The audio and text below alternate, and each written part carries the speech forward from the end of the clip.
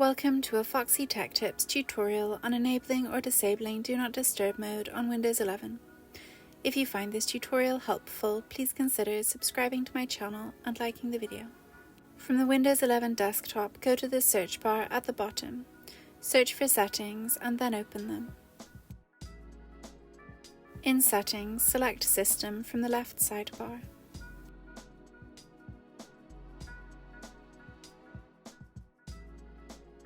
Now select Notifications.